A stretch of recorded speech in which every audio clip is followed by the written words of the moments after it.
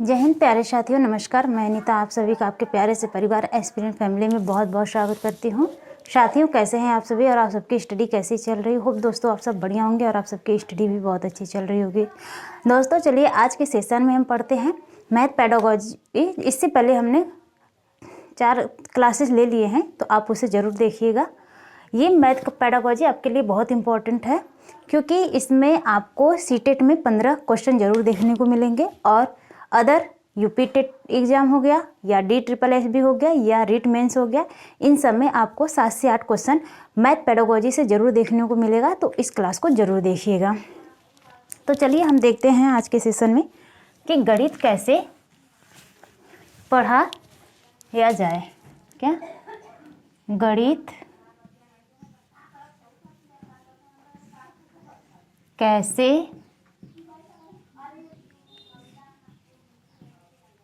पढ़ाया जाए। गणित कैसे पढ़ाया जाए, इसके बारे में आज हम जानते हैं कि गणित को कैसे पढ़ाया जाना चाहिए। तो गणित को जो पढ़ाने का तरीका होता है, एक मशहूर लेखिका हैं, एक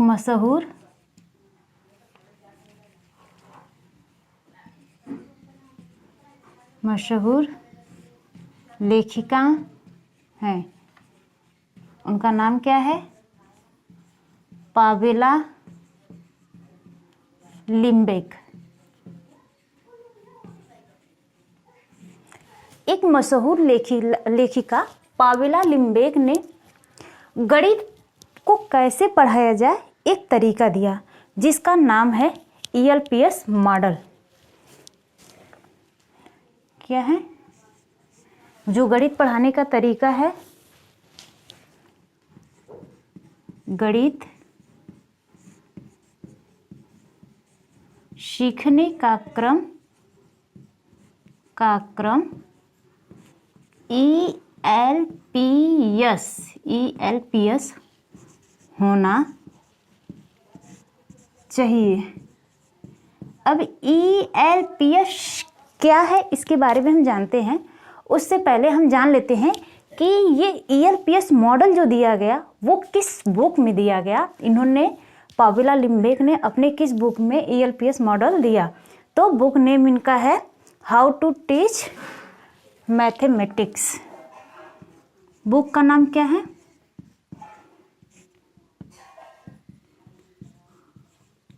हाउ टू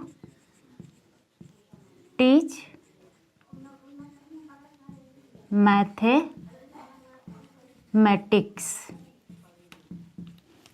इन्होंने पावेला लिम्बेक ने अपने बुक हाउ टू टीच में ये बताया कि गणित को किस क्रम में पढ़ाया जाना चाहिए। तो वो मॉडल हमारा दिया इन्होंने, ELPS मॉडल के रूप में गणित को पढ़ाया जाना चाहिए। अब ई से हम देखते हैं कि ई से क्या होता है। तो ई से होता है एक्सपीरियंस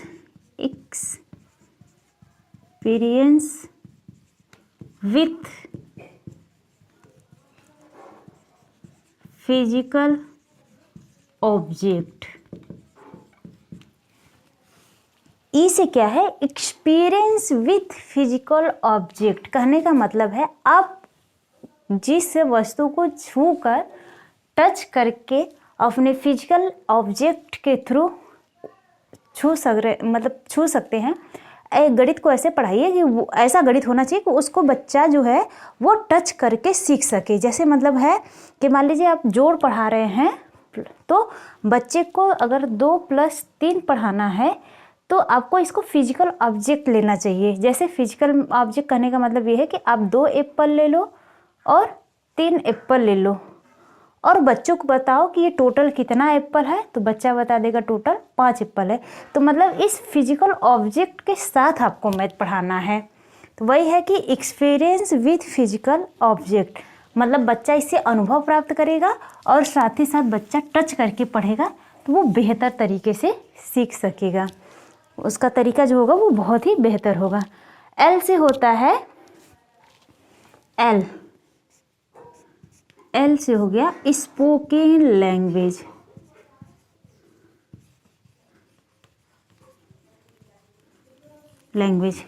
लैंग्वेज भाषा जो हो ऐसा सरल हो कि वो उसे आसानी से समझ सके या बोल सके, ऐसे भाषा से हमको पढ़ाना है।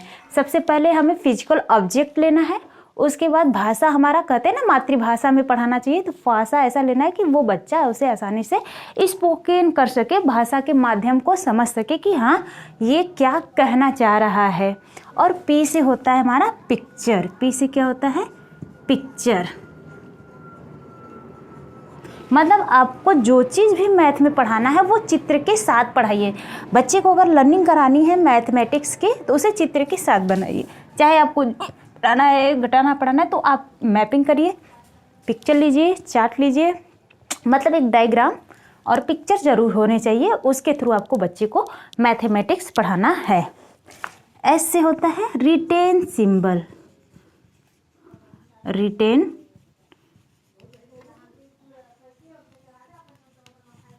सिंबल। रिटेन सिंबल क्या होता है कि बच्चे को इस तरीके से आपको मैथमेटिक्स पढ़ाना है कि वो लिखा हुआ तो हो, जैसे 1+3 लिखा हुआ हो, बट यहाँ पे कोई ना कोई सिंबल बना हुआ हो।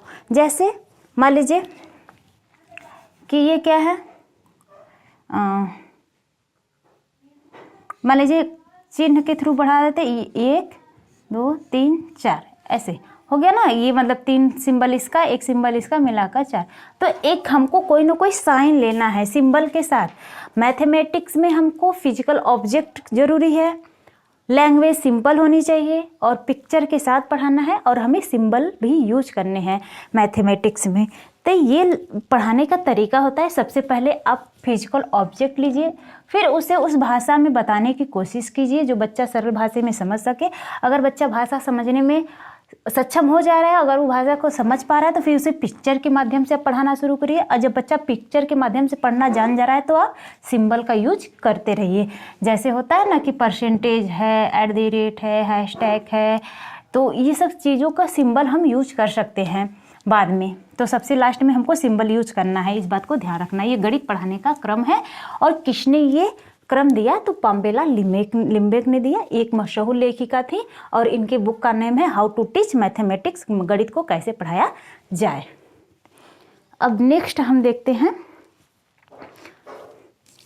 प्रतिभाशाली विद्यार्थी।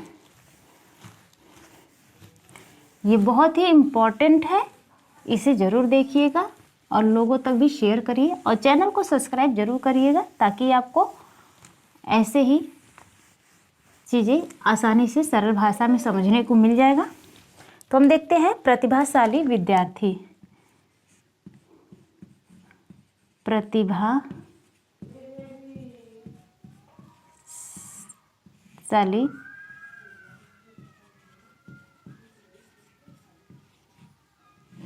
क्या? प्रतिभाशाली विद्यार्थी।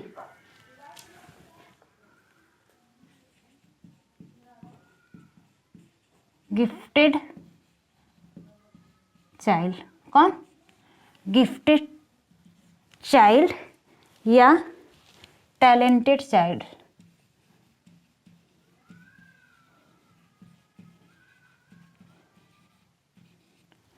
गिफ्टेड चाइल्ड या टैलेंटेड चाइल्ड किसको कहेंगे हम? तो प्रतिभाशाली विद्यार्थी जो होते हैं वो मौलिक चिंतन कर सकते हैं। क्या? मौलिक चिंतन कर सकते हैं। प्रतिभाशाली विद्यार्थी मौलिक चिंतन कर सकते हैं। ये स्पष्ट रूप से सोचने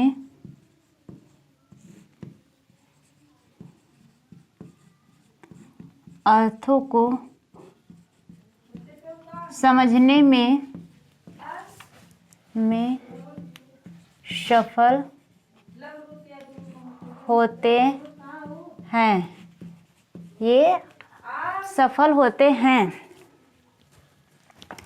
इनका क्या होता है कि मौलिक चिंतन कर सकते हैं और स्पष्ट रूप से सोचने समझने में सफल होते हैं। नेक्स्ट है हमारा विश्लेषण करने,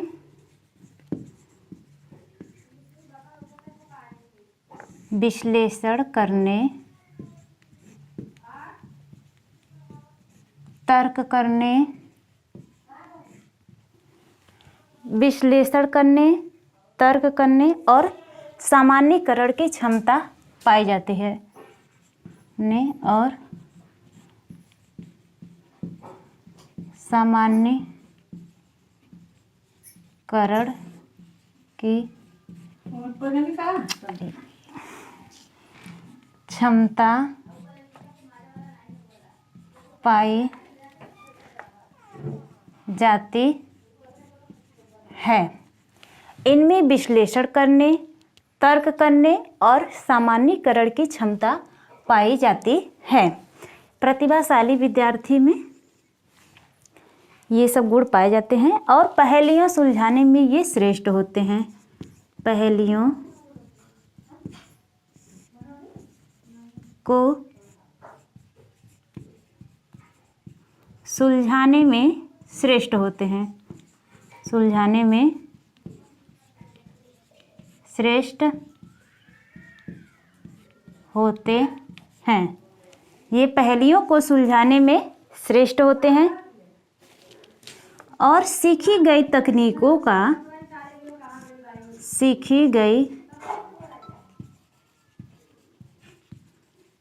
तकनीकों का उचित प्रयोग करते हैं, उचित प्रयोग करते हैं। ठीक, ये है प्रतिभाशाली विद्यार्थियों के गुण या लक्षण। इनमें सबसे पहले मौलिक चिंतन पाई जाती है। प्रतिभाशाली विद्यार्थी जो होते हैं वो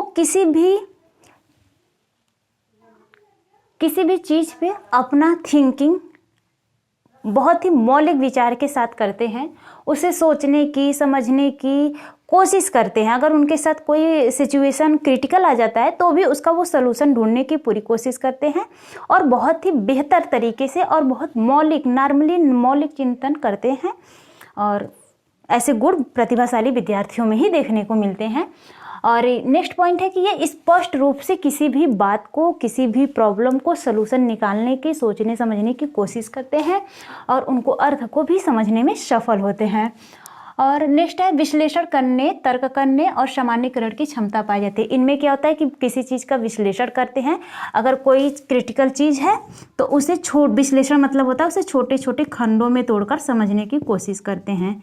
छोटे छोटे खंडों में तोड़ेंगे, फिर तोड़कर उस प्रॉब्लम का सलूशन निकालते हैं। ये ऐसा गुण प्रतिभाशाली विद्यार्थियों में पाया जाता है। और तर्क तो करते ही करते हैं और किसी भी जटिल चीज़ को ये सामान्य बनाने की पूरी कोशिश करते हैं। नेक्स्ट है कि पहेलियों को सुलझाने में भी श्रेष्ठ होते हैं। प्रतिभाशाली विद्यार्थी के अंदर ये गुण पाया जाता है कि अगर उन्हें कोई पहेली बुझाई जाती है तो वो उसे सुलझाने की पूरी कोशिश करते हैं। सीखी गई तकनीकों का उचित प्रयोग, वे जो सीखते हैं उसका कहीं ना कहीं प्रयोग करने की पूरी कोशिश करते रहते हैं और करते भी हैं। ये है प्रतिभाशाली विद्यार्थी के गुण। अब हम नेक्स्ट देखते हैं कि त्रुटियां के बारे में। किसके बारे में? त्रुटियों के बारे में।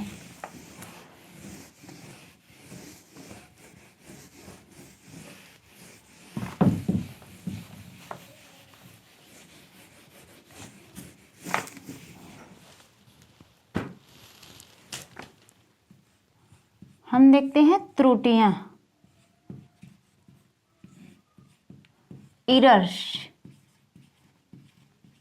एरर्स क्या है इसको देखते हैं।